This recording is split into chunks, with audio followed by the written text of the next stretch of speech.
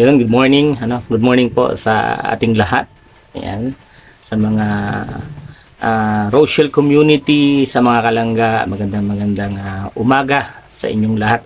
Magandang araw at maulan na araw ngayon dito sa Daet, dito sa bayan namin sa Talisay.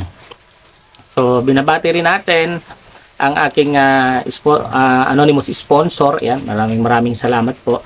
And syempre sa lahat ng sumusuporta dito sa Daddy Donut TV sa aking YouTube channel, So mainit na pinag-uusapan ngayon sa social media sa mga nakakakilala lang, sisiguraduhin ko sa mga nakakakilala lamang kay Langga Rachel syempre at sa Rochelle community, mainit na pinag-uusapan, mainit na pinagdidiskusyonan, mainit na issue. Sasabihin na naman ng iba, hindi naman mainit, pinag-uusapan lang. Siyempre, pinaiinit ko lang, YouTube channel ko to. Di ba? So, yun, pinapainit ko lang.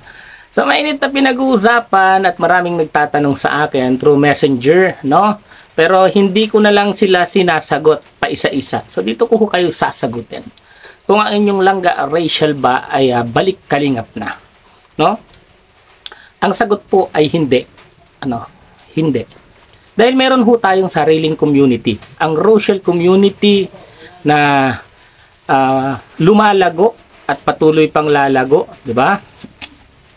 At paparami ang sumusuporta sa ating community, sa Rochelle community. Kaya hindi ko po masasabi na babalik siya, At sinisiguro ko po na mananatili, dahil isa siya sa nakapangalan sa Rochelle community. So ngayon ho, sa mga nagtatanong, bakit siya nagpa-vlog kay Vincent Calyada? Unang-una, si Vincent Calyada po ay isang content creator. Normal, magbablog yan.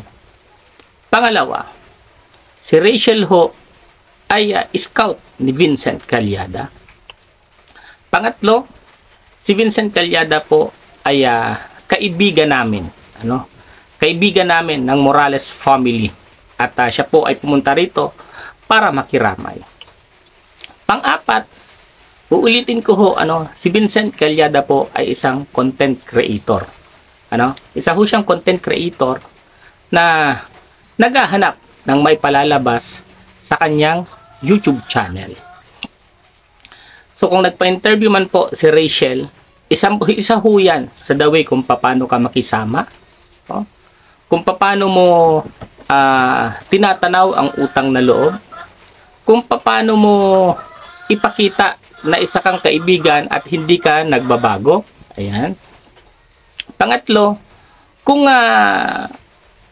tinatanong rin sa atin kung si Langga Rachel ba ay may katotohanan na palagi nang mapapanood sa YouTube channel ni Vincent Calyada. Hindi po. Hindi po. Isang beses lang po. Kasi yun ho yung pagkakataon na pumunta ho dito si Vincent para makiramay. So ngayon, kung in-announce man po ni Vincent sa kanyang YouTube channel, sa kanyang Facebook na i-post naman po niya, uulitin ko po, si Vincent Calyada po ay isa pong content creator.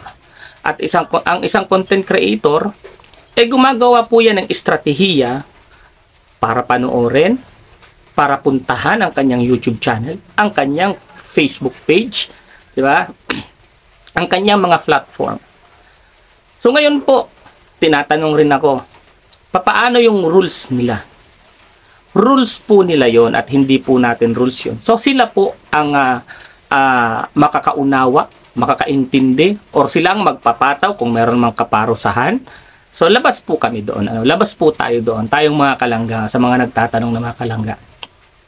Ilang reactionist na ng Kalingap community ang nagreaksyon, tulad ng aking kaibigan na si Madam Bopil, ang aking kaibigan na Sir Sergio Vilito, At lahat ho sila parang kinukundina yung tawag dito, pagbablog ng ating kaibigan din na si Vincent Calyada. Ano pa man, muli ko pong sasabihin, labas na po kami doon.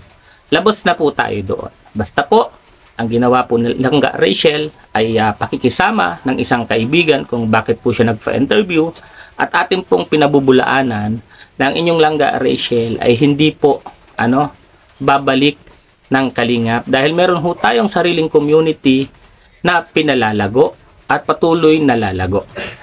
So baka masamain na naman ang pagsabi kong hindi siya babalik ng Kalingap. Yun ho kasi yung pinag-uusapan. Doon lang ho tayo sa pinag-uusapan. Ang katotohanan, ang katotohanan syempre ay ilalahad natin. Kasi hindi naman ho lahat ng manonood, hindi naman ho lahat ng viewers ay nauunawaan yung mga nangyayari. Nagtatanong at nagtatanong sila kung meron po ba itong katotohanan. So ngayon po atin pong pinabubulaanan na siya po ay babalik ng Kalingap. Hindi ho siya babalik dahil meron ho tayong pinalalago at patuloy na lalago na community, at isa po ito isa po ito sa gustong mangyari syempre ng pinagmulan nating community ng founder na si Kuya Bal. Ang lumago tayo at ang magpatuloy tayo kumbaga simulang inihiwalay ang Rochelle community is merong challenge, di ba? May ibinigay na challenge kay Langga Rachel at kay Dodong Roel na ito ay palaguin, at yun naman ho yung ginagawa.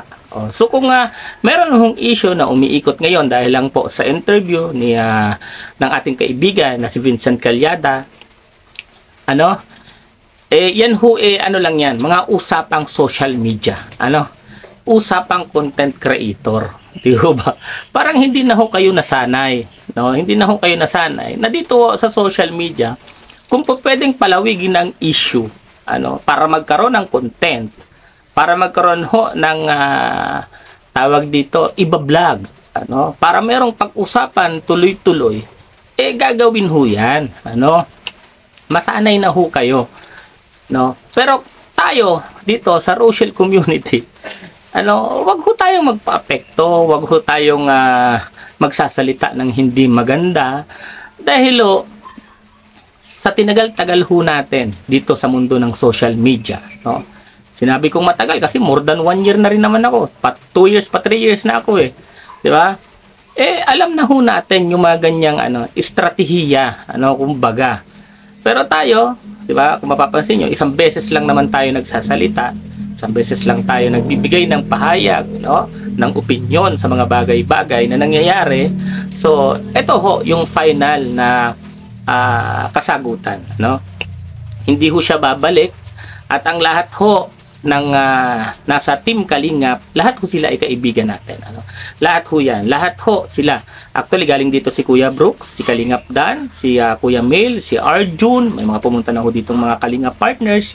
At sa personal na buhay naman po, kaibigan ho natin silang lahat. Wala ho tayong kaaway dyan. And sa huling lamay, ang balita ko, pupunta rin sila Kuya Red. Di ba mga Kalingap partners yan na pupunta rito? At hindi ho yan issue. Pumupunta ho sila rito para makiramay, para iparamdam yung kanilang pagmamahal sa amin bilang mga kaibigan nila. Ganun ho. So, malinaw ho, malinaw na si Langga Rachel ay hindi po babalik ng Kalingap, at meron ho tayong Rochelle community na kung saan pinamumunuan ho nila ni Dodong Roel. At patuloy itong lalago hanggang sa mga susunod pang panahon. Maraming salamat po. Ingat po kayo at ingat din kami. God bless us all.